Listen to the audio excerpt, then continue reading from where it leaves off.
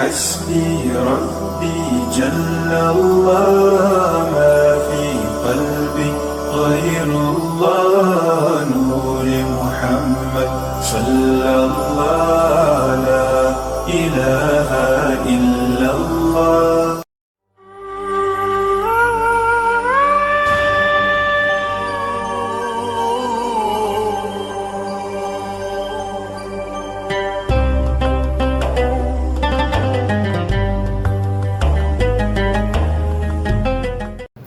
Bismillahirrahmanirrahim. Assalamualaikum warahmatullahi wabarakatuh.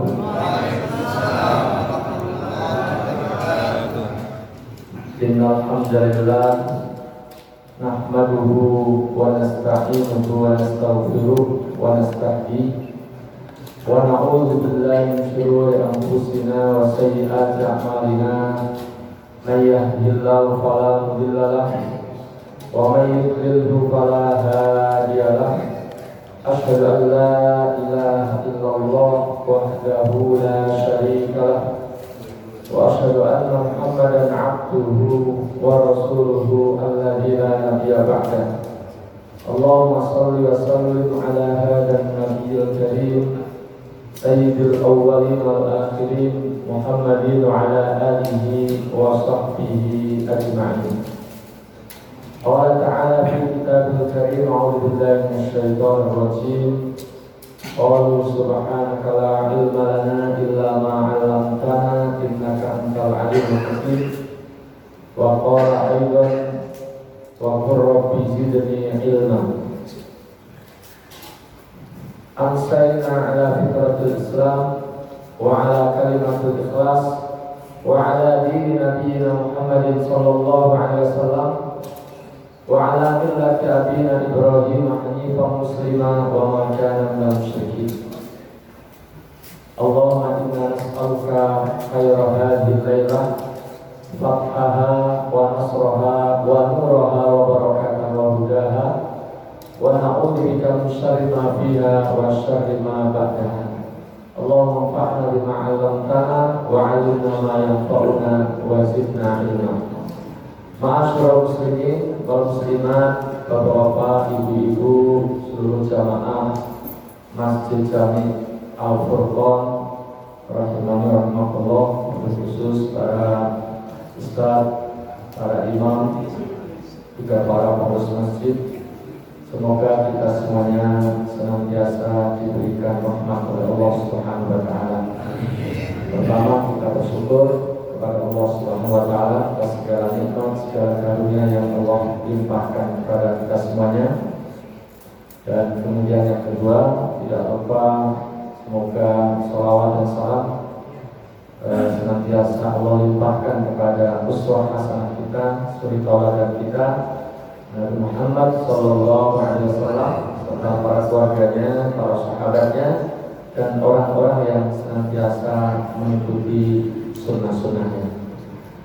Para jemaah sekalian, rahmatullah, pada kesempatan sebelumnya kita sudah membahas beberapa hal berkaitan dengan rukun-rukun sholat. Sudah kita bahas beberapa poin, diantaranya tentang niat, kemudian rukun berikutnya adalah takbiratul ihram, kemudian al-qiyamu fil fardh, itu yang berikutnya adalah berdiri dalam sholat fardu. Nah, kita pada kesempatan malam hari ini kita akan lanjutkan berkaitan dengan fardu sholat atau rukun-rukun di dalam sholat. Namun sebelum itu, jamaah sekalian, saya ingin tambahkan sedikit yang terkait dengan niat. Ada beberapa hal yang berkaitan dengan niat, dan di kesempatan malam hari ini kita akan sampaikan tentang bagaimana kalau ada perbedaan niat antara imam dengan makmum. Kalau kita tadi sholat, imam kita niatnya tentu niat sholat maghrib. kita sholat, niat sholat maghrib. Nah, nggak ada masalah. Dan memang ini yang aslinya begitu. Nah, kadang di suatu waktu kita mendapati kondisi di mana kita ingin jamaah itu tetap terlaksana, tapi antara imam dengan makmum ini beda niat. Nah, itu bagaimana? Nah, saya mengambil pembahasan ini di dalam kitab Shahih Sunnah ya. Yang di dalam bab niat itu beliau menghadirkan bahasa tentang ikhtilafun niyatul imam wal makmum, perbedaan niat imam dan makmum. Ya. Pendapat yang rajih, pendapat yang sahih, ya boleh, ya seseorang berjamaah, makmum dengan imam berjamaah, ya. Dan di antara mereka niatnya nggak sama, niatnya nggak sama. Ini pendapat yang rajih, pendapat yang sahih itu tidak disyaratkan harus ada kesamaan niat antara makmum dengan imam. Ini mazhabnya Imam Syafi'i rahimahullah. Ya. Dalilnya secara umum innamal a'malu binniyat. Ya. Para sekalian, rahimahullah. Nah, ada beberapa gambaran tentang perbedaan niat itu, yaitu tentang sholatul mutanaffil khalfal muftahid. Ada satu jamaah di mana imamnya sholat fardu, makmumnya sholat sunnah. Ya. Ini boleh, ya, boleh imamnya sholat fardu, makmumnya sholat sunnah, boleh keduanya melakukan sholat jamaah. Ya, ini menurut mayoritas ulama boleh. Di antara dalilnya adalah hadis Abu Dzar, di mana beliau berkata, qala Rasulullah sallallahu alaihi wasallam, ya, berkata Rasulullah sallallahu alaihi wasallam, kaifa anta idza kanat 'alaika umara yu'akhiruna shalah an waqtiha aw yumituna shalah an waqtiha. Bagaimana sikapmu atau apa yang akan kamu lakukan kalau kamu mendapati pemimpin Anda itu mengakhirkan sholat dari waktunya? Di suatu daerah, di suatu negara itu pemimpin itu ya imam sholat. Ya. Nah, bagaimana kalau pemimpin itu mengakhirkan sholat dari waktunya, terlambat begitu? Maka sahabat yang ditanya oleh Rasulullah itu balik bertanya, fama ta'muruni, apa yang kau perintahkan kepadaku ya Rasulullah? Maka Rasulullah mengatakan, sholli sholat di waktiha, sholatlah kamu pada waktunya, fa'in adraktaha ma'ahum fasholli. Nah, nanti kalau kamu mendapati sholat itu bersama mereka, bersama pemimpin tersebut, bersama jamaah yang lain, maka sholatlah, fa'innaha laka nafilah, karena sunnah itu bagimu nilainya sunnah. Jadi jamaah ketika mendapati imamnya nggak datang misalnya ya, maksudnya pemimpin nggak datang, ditunggu nggak datang, ya udah sholat aja kata Nabi, sholat aja, ya. Nanti kalau misalnya sudah selesai sholat terus imamnya datang, maka sholat lagi bersama mereka, dan bagi itu adalah sunnah. Nah, itu artinya bahwa Nabi mengizinkan sholat fardu, ya, imamnya sholat fardu, makmumnya sholat sunnah. Untuk jangan dipraktekkan di sini imamnya telat dikit terus bapak sholat sendiri, jangan. Ini maksudnya pemimpin tadi itu benar-benar telat sekali, ya, ditunggu-tunggu nggak datang. Ya, akhirnya kata Nabi udah sholat saja pada waktunya. Nanti setelah sholat ternyata datang, ya udah sholat lagi sama beliau itu. Terus bagi kamu itu mendapatkan nilai. Nabi mengizinkan adanya perbedaan antara niat sholatnya imam yang sholat fardu, sementara makmum niatnya sholat sunnah. Begitu pula dalam hadis Yazid bin Aswad, dia mengatakan syahidun an Nabi SAW hajjatun. Saya pernah bersama Nabi, ya, saya mengikuti hajinya Nabi. Fasolaitu ma'ahu sholat as-subhi fi masjid Khaif. Waktu itu saya sholat bersama beliau sholat subuh di Masjid Khaif. Setelah beliau selesai sholat, ternyata di belakang itu ada 2 orang, ya. Kalau maqada sholat awal harafah, idza huwa bi rajulin fi, ya, ukhra qaumun yusalliyana. Setelah beliau selesai sholat, ternyata di belakang ada 2 orang yang tidak ikut sholat bersama Nabi. Saat orang lain berjamaah sholat subuh tadi, ada 2 orang yang tidak ikut sholat. Nabi katakan, apa suruh kesini, bawa kesini 2 orang tadi, ya. Pas dibawa oleh Nabi, dia gemetaran, ya. Mereka berdua ini gemetaran, ya. Maka kemudian ditanya oleh Nabi SAW, mana aku ma'an kusol yaman. Wahai kalian berdua, ya, kenapa kalian tadi tidak ikut sholat sama kami? Apa yang menghalangi kalian untuk sholat bersama kami tadi? Nah, maka kemudian 2 orang itu berikan penjelasan. Ya Rasulullah, inna kunna qad sholaina fi rihalina. Wahai Rasulullah, kami tadi sudah sholat di tenda kami, di tempat kami, sehingga kami tidak ikut sholat lagi. Apa kata Rasulullah? Fala taf'alu. Jangan kamu kerjakan yang seperti itu lagi. Idza shalaituma fi rihalikum thumma antuma fi masjidil jama'atin fasalliya ma'ahum. Jika memang kamu tadi sudah sholat di tempat kalian masing-masing, ya, kemudian kalian datang di satu masjid yang di situ ada sholat jamaah, sholatlah kalian, ya, berdua tadi bersama jamaah tersebut. Fa innaha lakum nafilah.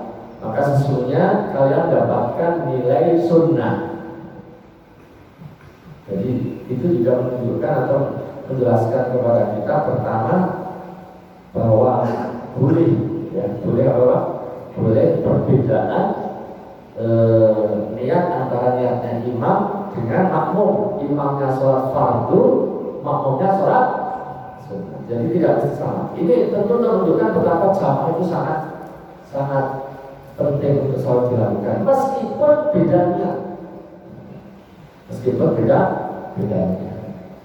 Yang kedua juga menjelaskan kepada kita, kalau kita mengalami hal yang serupa, sudah sholat di rumah, terus ternyata di masjid itu ada jamaah, ya kita ikut sholat lagi, dapat nilai sunnah. Baik. Kemudian yang kedua, sebaliknya, kalau tadi imamnya sholat apa? Sholat fardu, makmumnya sholat sunnah. Ini sebaliknya, imamnya sholat sunnah, makmumnya sholat wajib. Ya, ini juga boleh. Ya, ini juga dibenarkan. Ya, berdasarkan hadis Jabir bin Abdullah, bahwa dalam hadis tersebut diceritakan bahwa Mu'adz bin Jabal itu sholat bersama Rasulullah sholat Isya di masjid Nabi, ya, sudah berjamaah bersama Nabi sholat Isya. Tsumma yarji'u ila qaumihi, kemudian beliau pulang ke kaumnya, fa yusalli bihim tilka sholat.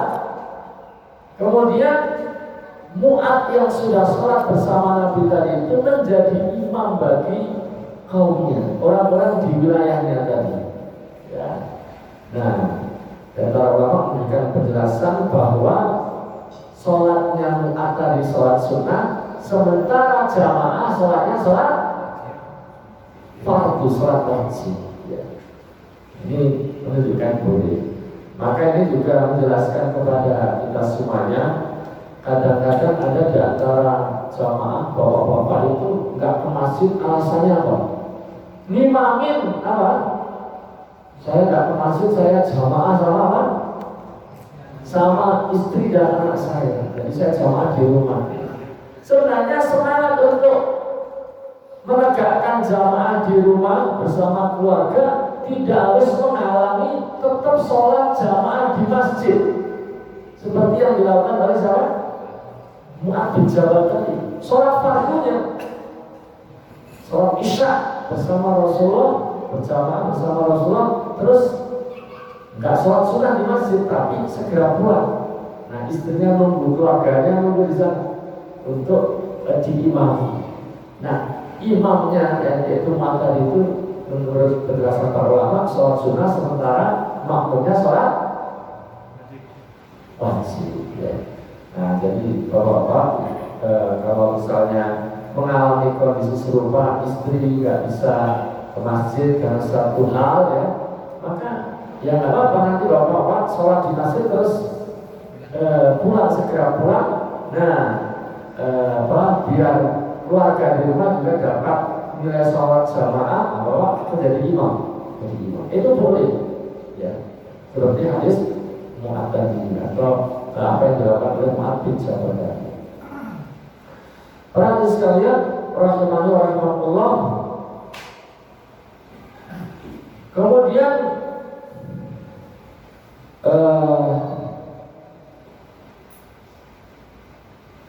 wa ala hadza fayajuzu liman atal jamaah wa hum yusalluna tarawih wa lam yakun shalat isya an yadkhula ma'ruf bi niyatil isya.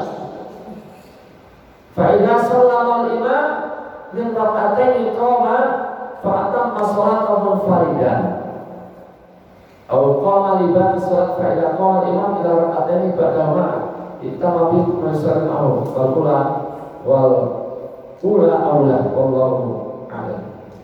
Nah, berdasarkan ini juga, ini dalam bab sholat tarawih ya Pak ya. Dalam bab sholat tarawih ada orang ke masjid ya, mau sholat isya dan sholat tarawih. Dia belum sholat isya, tapi jamaah di masjid sudah selesai sholat isya ya, sudah mulai tarawih, dia baru datang. Nah yang begini, yang terlambat, yang belum sholat isya tadi mendapati imam dan jamaah di masjid sudah mulai sholat sunnah, sholat tarawih, boleh dia ikut jamaah. Niatnya dia sholat isya, sementara imam dengan jamaah yang lainnya yaitu sholat sunnah, sholat tarawih. Boleh.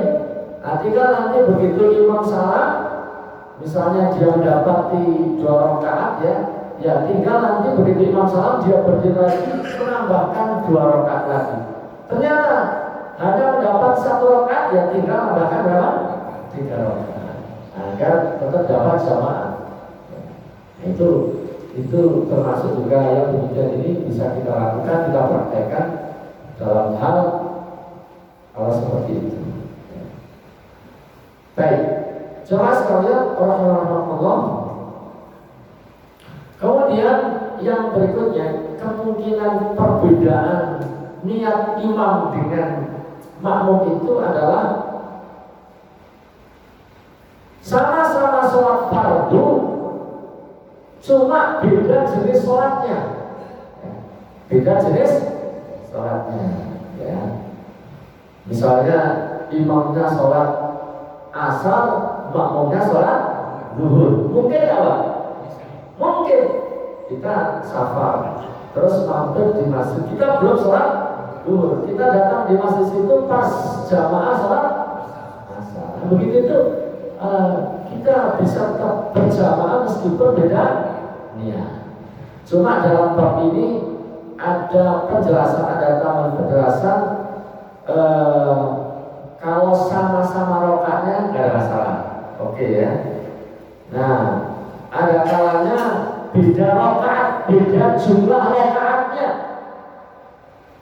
Nah, kalau beda jumlah rakaatnya ini yang harus diperhatikan adalah tidak boleh imam lebih banyak rakaatnya dari makmum. Kalau imam lebih sedikit, makmumnya lebih banyak rakaatnya, ada masalah, ya, tidak ada masalah, ya, karena tinggal lebih. Tapi kalau imamnya lebih banyak rakaatnya, nah ini nggak boleh. Ini yang tidak dibolehkan. Misalnya imamnya sholat isya, makmumnya sholat maghrib. Nah ini nggak boleh, karena di satu sisi kalau seperti itu, kalau mengikuti imam berarti dia nambah rakaat, masa maghrib sholat 4 rakaat. Tapi kalau dia duluan, kok berjamaah kok nggak sama dengan imam, makanya tidak dibolehkan. Jadi dibolehkan manakala jumlah rakaat imam itu lebih sedikit atau sama gitu. Nah itu secara umum seperti itu ya. Jamaah sekalian, orang imani, orang Allah,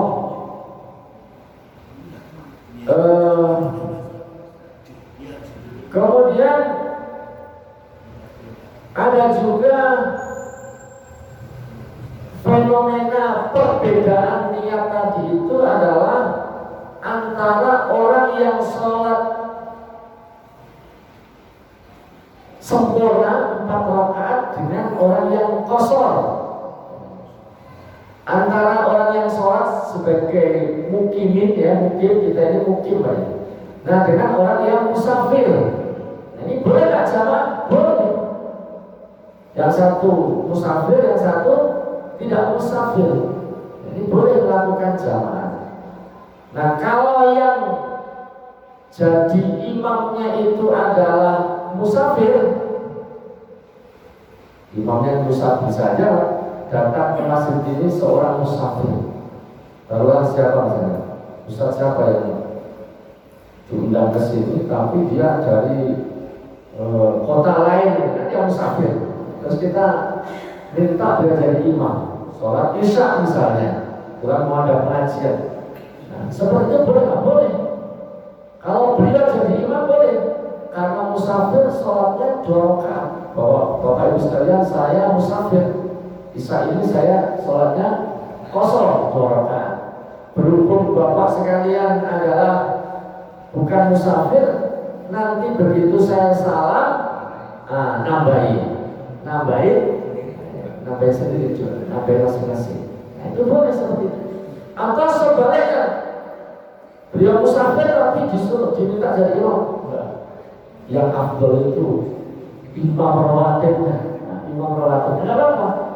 Cuma kalau beliau atau musafir ini yang jadi makmum bagi imam yang tidak musafir, maka karena imamnya sholat 4 rakaat, maka makmum meskipun dia musafir ikut sholat sempurna.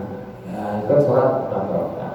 Ya, meskipun hanya mendapati 1 rakaat misalnya, datangnya terlambat, imam sudah rakaat ketiga, datang hanya dapat 1 rakaat misalnya, maka nambahinnya bukan 1 rakaat lagi tapi 3, karena ngikut makmum yang ngikut imam yang mungkin yang tidak musafir, ya dia ikut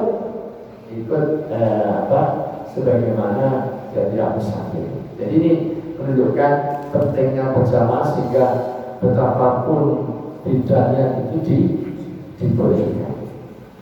Baik jamaah sekalian, rahmatullah, ini sedikit tambahan terkait dengan niat. Selanjutnya kita akan bahas tentang bahwa di antara rukun sholat itu adalah membaca surat Al-Fatihah pada setiap rakaat, baik sholat fardu ataupun sholat sunnah, mesti dan wajib ada membaca Al-Fatihahnya. Di dalam kitab fikih sunnah ini diterangkan sekian hadis yang menerangkan itu, menerangkan tentang betapa sholat seseorang yang tidak membaca surat Al-Fatihah itu tidak dianggap sholat. La sholat, dalam satu hadis dari Ubadah bin Samit radhiyallahu anhu, Nabi SAW bersabda, la sholat liman lam yaqra bi Fatihatil kitab. Tidak ada sholat bagi yang tidak membaca surah Al-Fatihah. Dalam hadis yang lain Rasulullah mengatakan, man sholat sholatan lam yaqra fiha bi ummil Qur'an ay bi Fatihatil kitab fa hiya khidaj. Siapa yang sholat yang di dalamnya tidak membaca Ummul Quran. Jadi surah Al-Fatihah itu namanya banyak, Pak. Ya, kadang disebut surah Al-Fatihah, kadang disebut dengan Ummul Kitab atau Ummul Quran, kadang disebut dengan surah As-Salat, kadang disebut dengan surah As-Salat, kadang disebut dengan surah Al-Hamd, ya, kadang disebut dengan As-Sab'ul Mathani. Kata Rasulullah, siapa yang salat yang tidak membaca Ummul Quran atau baca Fatihah, maka hidaj itu tidak sempurna, ya. Hidajul ghairu tamam, ya. Dan hadis-hadis yang lainnya yang semakna dengan itu, ya, yang semakna dengan itu, ya, menunjukkan bahwa Fatihah itu adalah harus. Bahkan kalau diperhatikan praktek sholatnya Nabi itu selalu membaca surat Al-Fatihah dalam setiap rakaat, baik sholat fardu maupun sholat sunnah, ya. Sedangkan Nabi juga dalam satu perkataan beliau mengatakan, "Shollu kama ra'aitumuni usolli." Sholatlah kalian sebagaimana kalian datang sholat. Berarti ketika kita sholat fardu ataupun sholat sunnah, kita harus mengikuti Nabi membaca surah Al-Fatihah pada setiap rakaat baik fardu maupun sunnah, maka kita juga melakukan hal yang demikian. Nah, ini terutama kalau kita jadi imam atau sholat sendirian. Nah, bagaimana kalau kita status kita sebagai makmum? Kalau status kita sebagai makmum, nah ini ada bahasannya sendiri. Saya bukakan di dalam satu pasal, satu bahasa di dalam kitab Syafi'i Sunnah. Ini dibahas di halaman 544, ya. Nah, di dalam bab ini itu dibahas tentang hukum makmum membaca Fatihah di belakang imam. Ini ada 3 pendapat. Ya. Pendapat pertama ini mengikuti mazhabnya Imam Abu Hanifah, bahwa la yaqra'ul makmum fi sirriyah wala fil jahriyah. Pokoknya kalau jadi makmum, mau sholatnya sirriyah, sholat sirriyah berarti sholat apa? Zuhur dan asar. Ataupun sholat jahriyah, maghrib, isya, subuh, ya. Maka kalau jadi makmum nggak perlu baca Fatihah. Itu pendapatnya ulama juga. Pokoknya kalau jadi makmum, mau sirriyah, mau jahriyah, nggak usah baca, karena imam sudah baca. Beliau alasannya itu adalah mengkana lahu imam fakiro atau imam lahu kiro. Siapa yang jadi makmum, artinya dia punya imam, maka bacaannya imam itu sudah menjadi bacaan, sudah mengcover bacaannya. Ini pendapatnya Imam Abu Hanifah, ya. Ini diantaranya, ya. Ada yang lainnya tapi itu cukup, ya. Kemudian pendapat kedua, pendapatnya mayoritas ulama.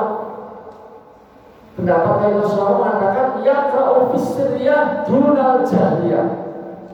Makmum itu membaca Fatihah hanya pada sholat yang sirriyah.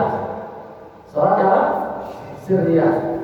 Tapi untuk sholat jahriyah nggak perlu baca. Ini pendapatnya jumhur ulama, mayoritas ulama, ya. Di antaranya Imam Az-Zuhri, Imam Malik bin Mubarak, Imam Syafi'i dalam qaul qadimnya, ya. Imam Syafi'i kan dalam beberapa hal itu punya 2 pendapat, ya. Pendapat lama beliau dan pendapat qaul jadidnya. Nah, ini di qaul qadimnya Imam Syafi'i berpendapat kalau sholat sirriyah makmum baca, tapi kalau jahriyah nggak perlu baca, ya, nggak perlu membaca. Apa alasannya pertama firman Allah, ya.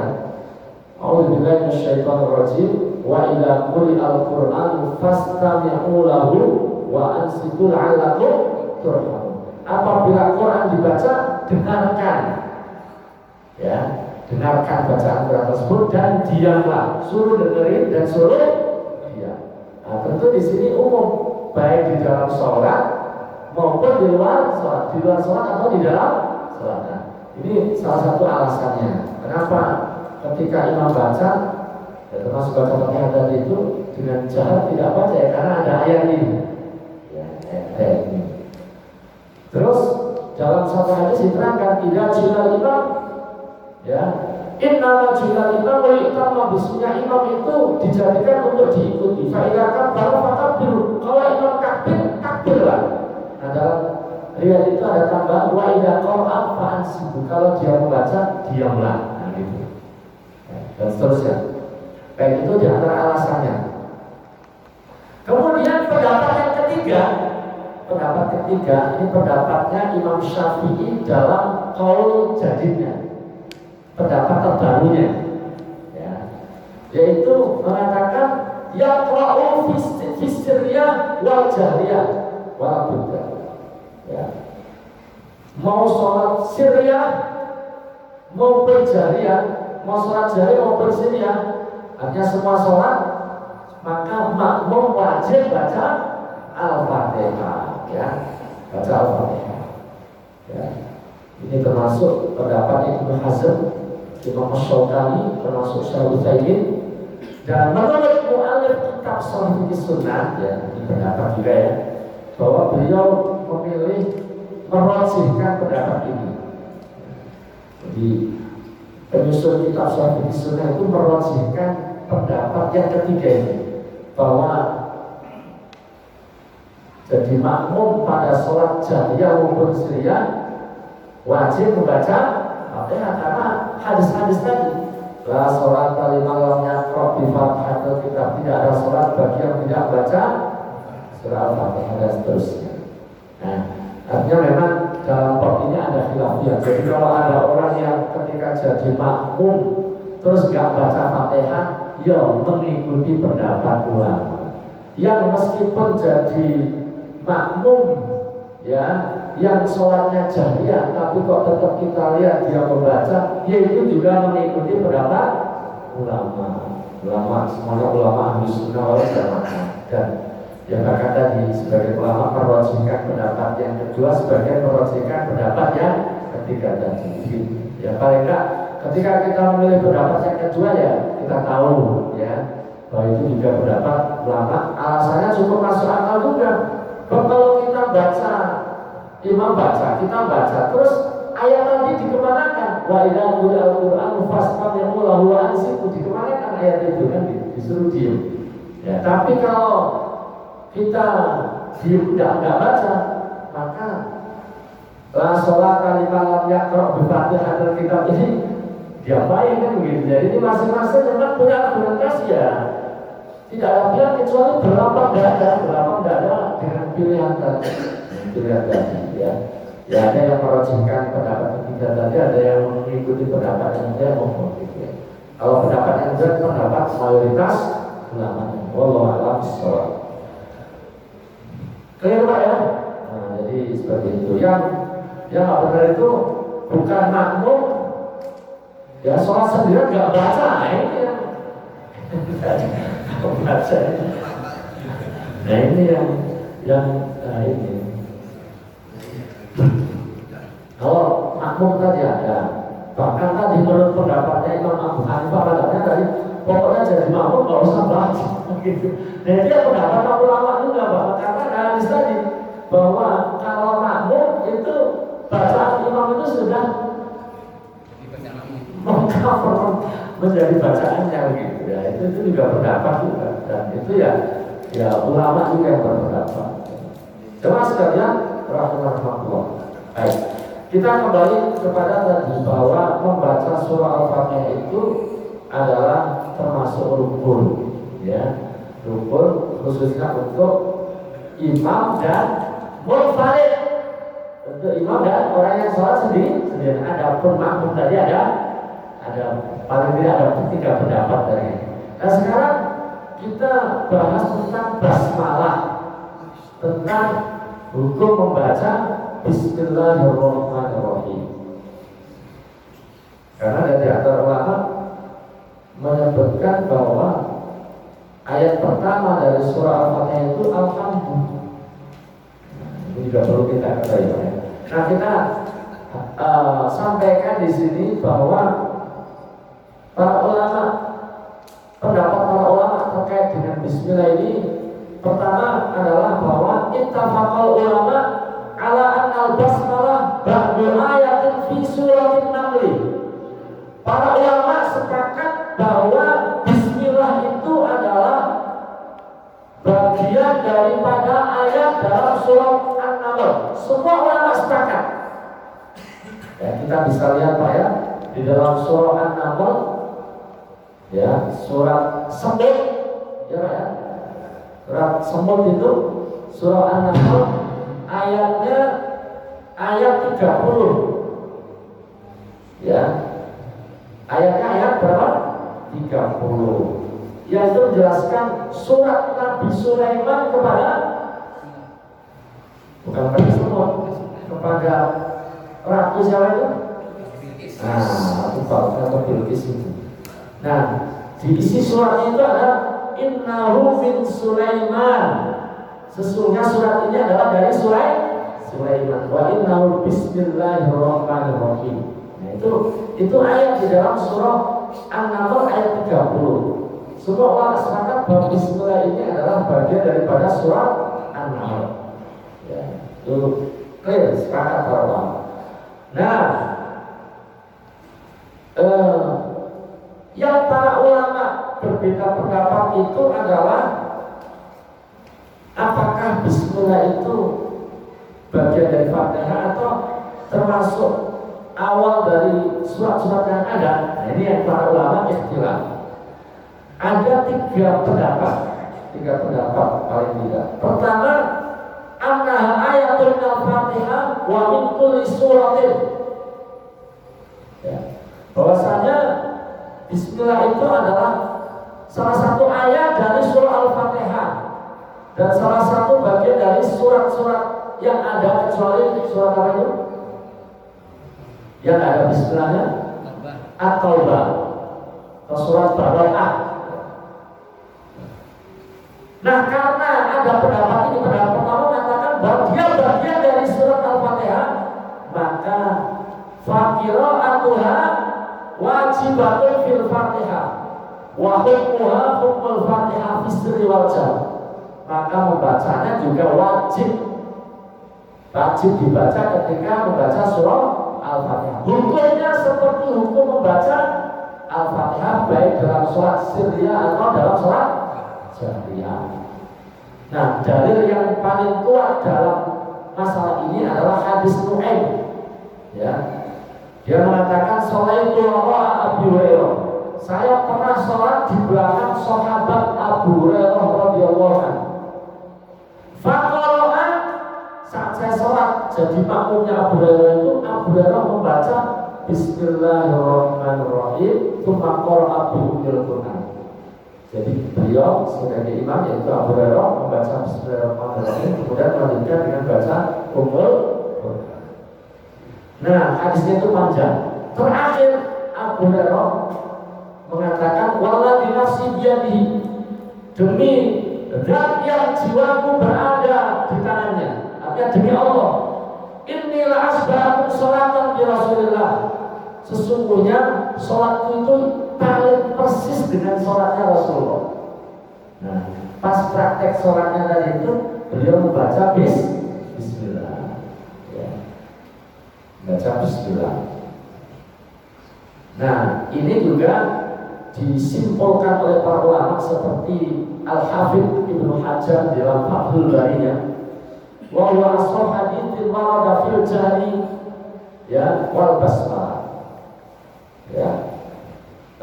Ini adalah hadis yang paling sahih tentang menjaharkan, soal menjaharkan dalam kaitannya dengan Bismillah. Karena nanti ada bahasan Pak, apakah Bismillah itu membacanya dijaharkan atau Tidak. Kan dalam prakteknya Bapak sekalian dapati macam-macam praktek ya. Ada yang dari awal bismillahnya dijalankan, tapi ada yang bismillahnya nggak dijalankan. Yang dijalankan nanti mulai dari alhamdulillahirobbilalamin. Ini kan mendapatnya begitu kan? Nah, yang menjalankan basmalah salah satu dalilnya adalah hadis Abu Hurairah tadi. Ya, hadis Abu Hurairah tadi. Prakteknya beliau didengar oleh makmum, dia baca bismillah. Terus setelah itu komentar, sholat itu sholat yang paling persis dengan sholatnya Rasulullah. Nah gitu. Baik, ini pendapat pertama.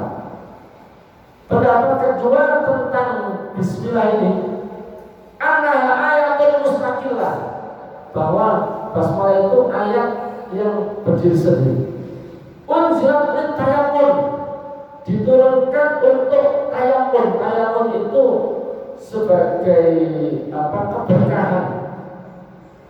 keberkahan dan wal fasal, dan juga sebagai pemisah di antara surat-surat. Jadi ini ayat berdiri sendiri, ya. Dan fungsinya juga sebagai tayammum dan sebagai pemisah, sebagai pemisah di antara surat-surat yang ada. Wa anna qira'ataha fil Fatihah jaizatun, membacanya dalam surat Al-Fatihah itu boleh atau bahkan dianjurkan, sifatnya mustahab. Walau yusatul jahru, dan tidak disunahkan untuk jahar. Nah ini alasannya juga bagi yang tidak menjaharkan.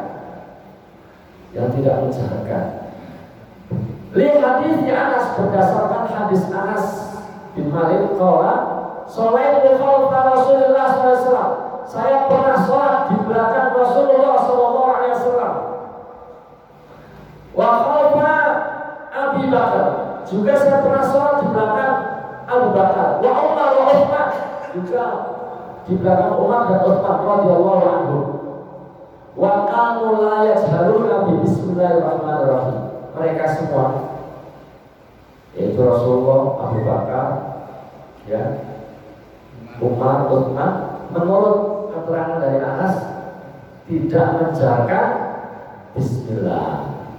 Nah ini yang dijadikan alasan yang tidak menjaharkan bismillah, tapi dibaca, cuma tidak dijaharkan.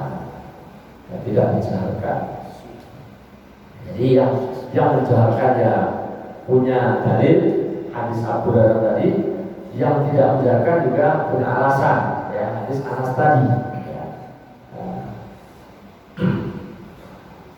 Kadang-kadang dalam praktek kita tetap perlu perhatikan jamaah, perhatikan kebiasaan umum masyarakat. Saya pernah di suatu masjid tidak menjaharkan bismillah, karena saya perhatikan sebagainya tidak menjaharkan. Saya hanya berusaha menyesuaikan dengan keadaan. Tapi setelah sholat saya diprotes jamaah yang lain. Pak, di sini itu biasa menjaharkan, ya, biasa menjaharkan. Di sini itu mazhab Syafi'i, ya. Ya, akhirnya kita jadi memahami bahwa memang dalam praktek itu ya kita tetap jangan sampai kita juga nanti sholat membuat jamaah merasa nggak sah sholatnya, juga itu penting juga ya, memperhatikan itu. Sehingga kalau kebiasaan di masjid yang memang sudah mami, saya kadang menjaharkan tapi sering tidak. Tapi kalau di masjid itu kira-kira biasa menjaharkan, saya juga menjaharkan, dia juga tidak. Tapi kalau masyarakatnya sudah paham tentang masalah ini, ya memang bagusnya ada yang menjaharkan, ada yang tidak, atau kadang-kadang menjaharkan, kadang-kadang tidak. Dia juga tahu bahwa itu semua ada ilmunya, ada ilmunya. Begitu. Pendapat yang ketiga adalah anna laisa bi ayatin al-Fatihah wala min ghairiha.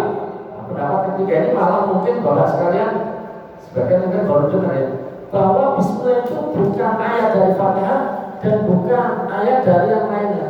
Wa anna qira'ataha makruha, membacanya bahkan makruh, sirran wa jahran, baik sir maupun jahar, fil fardhi, khususnya pada sholat fardu, bukan pada sholat sunnah. Ada madhab laisa biqauli, tapi ini pendapat bukan pendapat yang kuat, pendapat yang lemah, ya, pendapat yang yang lemah, ya.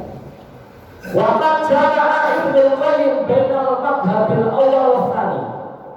Nah, Ibnu Qayyim rahimahullah ini coba menggabungkan pendapat yang pertama dan yang kedua. Apa komentar beliau dalam kaitan pendapat pertama dan kedua? Karena Nabi SAW yajharu bi Bismillahirrahmanirrahim. Nabi menjaharkan Bismillahirrahmanirrahim taratan kadang-kadang wa yufiha aktsar mimma yajharuha, dan beliau tidak menjaharkan lebih banyak daripada menjaharkan. Nah, ini Ibnu Qayyim menengahi pendapat tadi, ya, kadang-kadang menjaharkan tapi lebih sering tidak menjaharkan. Itu kata Ibnu Qayyim. Ya, tapi ya tadi kalau ada yang menjaharkan terus ya itu pendapat juga. Yang mensirkan terus ya.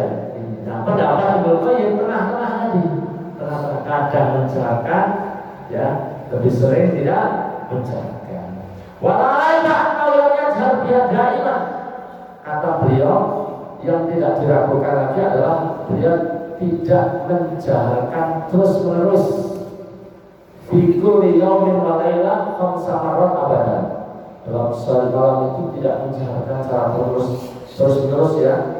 Ya, baik hadrat wala safar ya, baik sholat sebagai mukim atau sebagai orang musafir. Jadi itu pendapat-pendapat tentang bismillah. Jadi minimal buat sekalian mengetahui tentang persoalan bismillah, tentang jahar dan tidak jahar itu paling tidak mengerti, sehingga ya ketika mendapati oh itu pendapat ini, ada yang menjaharkan ya oh ini pendapat ini ya. Ada yang menggabungkan, kadang satu orang kadang menjaharkan, kadang ini bukan berarti tidak konsisten, justru semangatnya adalah mengamalkan dua-duanya, mengamalkan dua-duanya sebagaimana tadi apa yang dikatakan oleh Ibnu Qayyim ya. Seperti halnya begini Pak, ini kapan dibawa di satu masjid itu ditanyakan, Pak, ini kadang ada orang habis sholat Jumat, terus sholatnya sholat sunnah kok ada yang 2 rakaat, ada yang 4 rakaat, itu bagaimana? Nah, gitu ya. Nah, saya katakan memang ada hadis bahwa Nabi pernah mengatakan kalau kalian habis sholat Jumat dan mau melaksanakan sholat, maka sholatlah 4 rakaat. Itu satu. Pernyataan Nabi nyuruh sholat 4 rakaat. Di sisi yang lain ada riwayat Nabi yang menyebutkan bahwa Nabi, kalau tadi itu ucapan Nabi, kalau yang kedua ini fi'ilnya Nabi, perbuatan Nabi. Disebutkan oleh seorang sahabat bahwa Nabi itu habis sholat Jumat pulang terus sholat di rumah 2 rakaat. Jadi kan ada 2 hadis, ada 2 riwayat. Yang satu menyebutkan apa? 4 rakaat, yang satu menyebutkan 2. Di antara ulama ada yang coba merangkai ini, menggabungkan dua-duanya dengan menyimpulkan begini: kalau sholat di masjid, sholat sunnah ba'diyah Jumat di masjid, maka sholatnya 4 rakaat. Tapi kalau habis sholat Jumat terus pulang, sholat sunnahnya di rumah, melaksanakan 2 rakaat. Ini penggabungan yang cukup ideal, cukup merangkul semua. Nah, jadi begitu, ada yang mengamalkan 4 rakaat juga ada ya. Ada juga yang 2 saja. Ini kayaknya wajah-wajah 2 atau apa itu? 2. Nah, tapi padahal ada yang sedang 4. Nah, yang mengamalkan ada yang 2. Nah, gimana cara menggabungkan 2 riwayat tersebut? Di antara ulama mengatakan kalau dikerjakan di masjid 4, kalau dikerjakan di rumah 2. Nah, ini lebih fair. Ya, meskipun yang mengerjakan 2 ya dia sudah mengerjakan sholat sunnah. Yang dipermasalahkan itu adalah dia nggak sholat ya. Di rumah nggak sholat, di masjid nggak sholat ya. Nah, yang artinya ada yang coba melakukan menggabungkan dua-duanya tadi. Saya termasuk yang mengikuti yang menggabungkan tadi. Kalau di masjid saya lakukan 4, tapi kalau sesekali saya langsung pulang saya kerjakan 2. Kalau di rumah 2, kalau di masjid 4. Nah, 4 ini bagaimana? Ya ada yang menganjurkan 2 saat. Ada yang nggak begitu langsung 4 ya, dia sudah melaksanakan di situ. Jadi dalam prakteknya juga ada praktek yang berbeda. Tapi saya lebih cenderung 2. Nah begitu pun dalam bismillah tadi ada yang menjaharkan, yang punya alasan, yang sir juga punya alasan. Ada juga yang dua-duanya tadi kadang-kadang apa? Ada kadang-kadang jahat, lebih sering sir. Itu ya, itu juga pendapatnya seorang ulama besar Ibnu Qayyim ya. Kita kenal, kita tulisan-tulisannya kita kadang banyak menjadi rujukan. Sudah sahabat ya. Baik, mungkin ini saja yang saya sampaikan. Kita sampai pada bab Al-Fatihah ya. Nanti kita akan lanjutkan pada bahasan rukun-rukun berikut. Mudah-mudahan pembahasan ini memberikan manfaat dan faedah bagi kita semuanya. Mohon maaf atas segala kekurangan apanya. Subhanallah wa bihamdika asyhadu an la ilaha illa anta astaghfiruka wa atubu ilaik. Assalamualaikum warahmatullahi wabarakatuh.